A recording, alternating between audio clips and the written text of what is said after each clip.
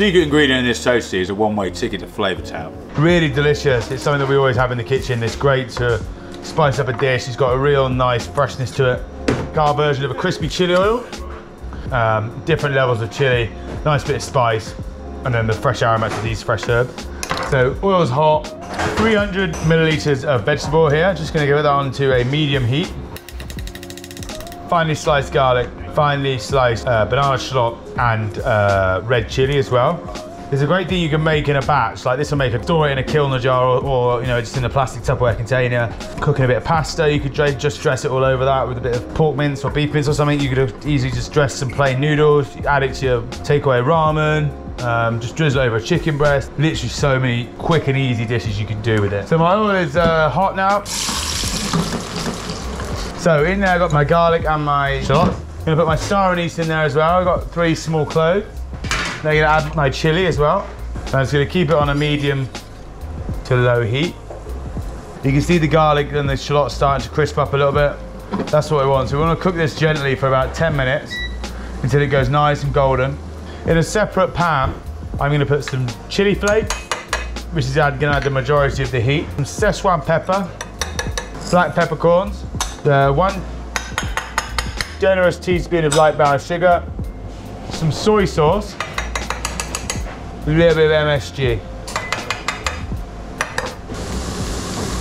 You can see it starting to colour now. Garlic and the shallots are basically ready now. I'll take a pan, strain the oil over my my spices, and you can see now that it's huffed up really nicely. So I can set aside the crispy chili there to crisp up even further. So the residual heat of the oil, of the heat when the oil hits those spices, is then just going to toast them off at the same time. Now that's boiled off, we'll just put that into a small bowl, and then once it's cooled down, we can then add the crispy chili sandwich. Personally, when I do my toasties, I don't like the bread too thick. It goes super crisp. This can now just go back into the oil, mix it all through, and then that will just slightly soften. But hopefully, because it's in the oil, it shouldn't go too soft. You can leave the bigger spices in there, like your star anise. You can pick them out after, after a couple of days, and then just for storage and ease of use. As you can see, you've got that beautiful red oil now stained from the chili. The garlic's still and the shallots are still nice and crispy, and you got a nice bit of sweetness in there, and a little kick from the chili flakes as well. So now we'll start the sandwich. So I've got some nice bread. I'm just going to butter it lightly.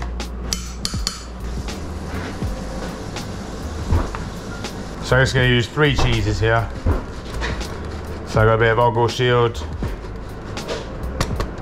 a bit of cheddar, and a little bit of Comté as well. Just going to drain off some of the oil and just put some of the crispy chili. So you get that nice heat running through the sandwich. Almost bury it in the cheese.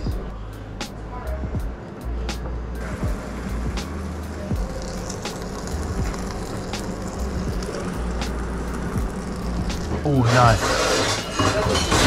So there's one side, a bit more butter for flavour. You never want to rush it. Take your time. Nice, slow caramelisation. Even distribution of the weight. Treat it with care. The more you look after it, the more it'll look after you. Epic.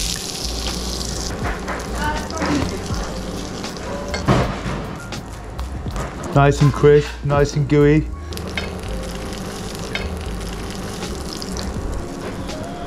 Just drain it off lightly.